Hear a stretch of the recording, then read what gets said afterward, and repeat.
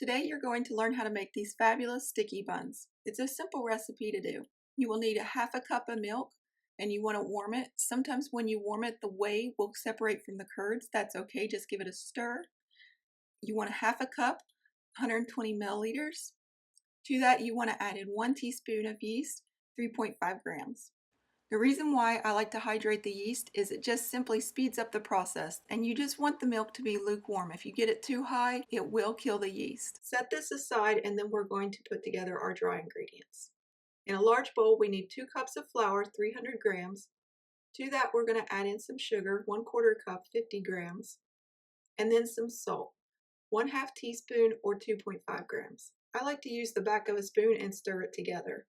Now you can make this recipe in a stand mixer, you just need to follow the directions on what speed to use.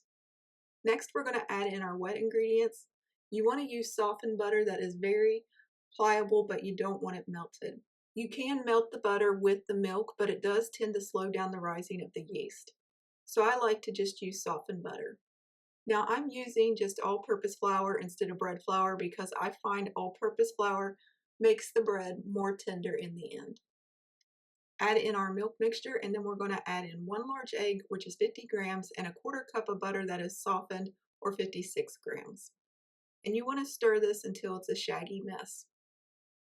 If you were making this in your stand mixer, you would mix it 8 to 12 minutes or until it stretches easily without tearing. As you can see, there's some bits of flour that didn't get incorporated. That's okay. It will happen as you begin to knead. And here are some butter chunks. You just fold it into the flour and just work your way around. I like to fold it in half and then just press it away from me. You won't believe it, but all this flour will be picked up as you knead. So once you get to this step, you're going to push the dough away from you, fold it over, push it away from you. You'll get your own rhythm as you go. Now the one thing you want to try to do is try to prevent bending your wrist like I'm doing here. Try to keep your wrist flat and kind of go into a rocking motion so that you don't put a lot of pressure on your hands and your wrist. If you can get into this rhythm, it's a lot easier on your joints and it won't hurt as much. Again, just try to keep your wrists straight and not have them bent. If you have them bent after a while, you will start to feel some pressure and some pain in your joints. Something that I've learned along the ways. You're going to do this for the next 8 to 10 minutes or until your dough stretches easily without tearing. The dough is really soft and smooth at this point, and it's stretching really nicely. Now obviously if I pull really hard I can get it to tear, so I'm going to give it a couple more kneads and just let it sit for about 30 seconds before I try it again. And at this point it is stretching really nicely and it's not tearing, but if I do pull on it hard enough, obviously it is going to tear because it is dough. It's ready to rise. We're just going to set this in a bowl and cover it and let it rise 1 to 2 hours or until it's double in size. Now if you live in a warmer climate, this could take a lot less time, but if you live in a colder climate, it could take longer time. On average, it takes about 90 minutes. The more you bake bread, the easier it is in judging how long it'll take to rise.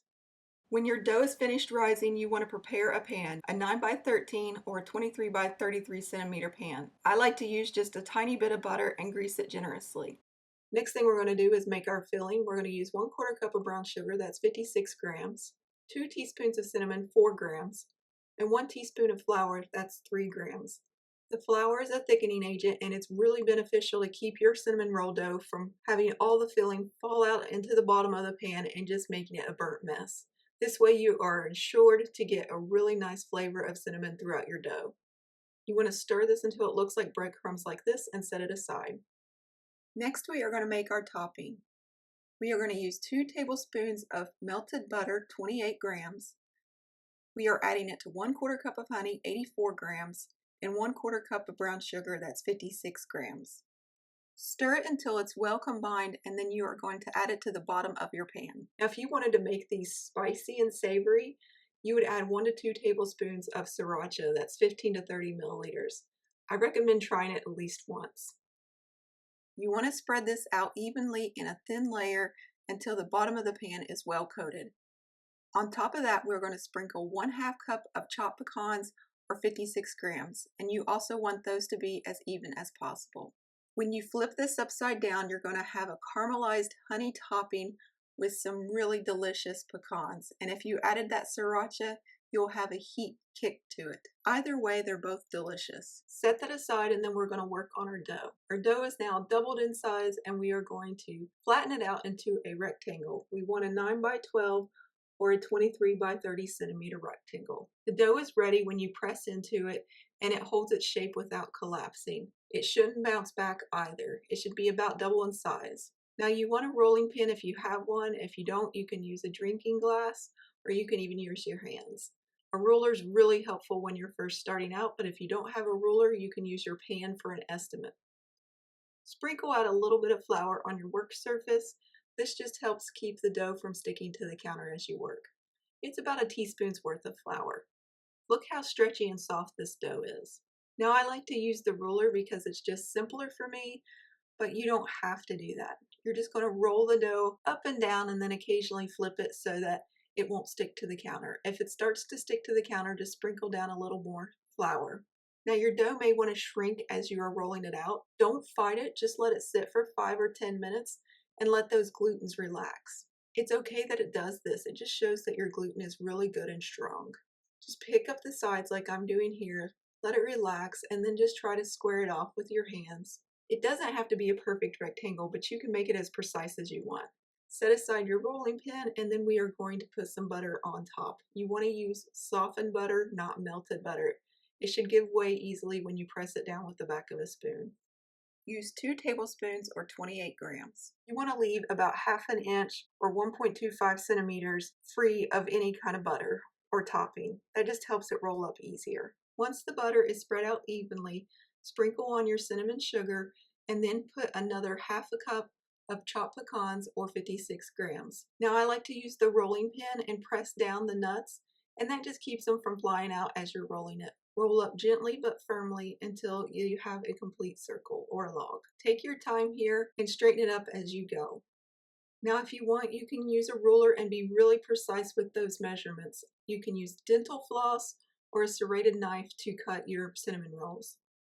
If you do use a knife, make sure that your work surface can handle a blade or else you're going to need to use a cutting board. I like to make an indent on each of the pieces. You want to cut this equally into 12 pieces, and that's about 1 inch or 2.5 centimeters, depending on how well you were at rolling that rectangle out. So by creating these indents, you have a really nice guide and you can discard your ruler and then just get to cutting.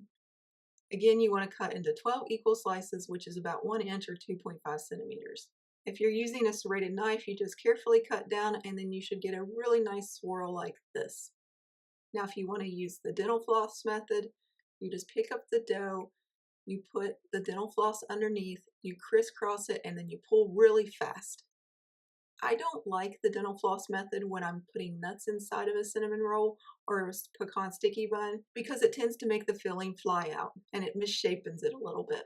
So I prefer to use the serrated knife when I'm using anything with nuts in the filling. Now these 2 end pieces, some people tell you to discard them. I go ahead and bake them because quite honestly, I think they're delicious and I don't want to waste anything. I don't know why you want to throw away perfectly good dough just because it's slightly smaller. You want to cover this and rise it 45 minutes to an hour or until it doubles in size.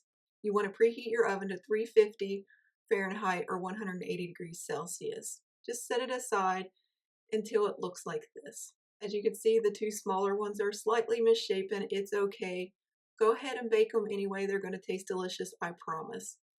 You want to bake these anywhere from 20 to 30 minutes or until the center reads 190 degrees Fahrenheit or 88 degrees Celsius. They should be golden brown and they just smell delicious. They'll look like this.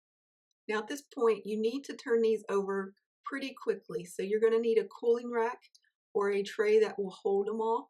And then you just flip them upside down really fast. And then you want to carefully remove that pan. Take your time here so you don't get burned. And if you did it right, they will lift right out and look delicious like this. Look how soft and tender this dough is. These are absolutely amazing. I wish I could share them with you right now. I hope you enjoyed this recipe. Here are your ingredients if you want to follow along. Thank you for visiting us at jacksonsjob.com. And as always, happy baking.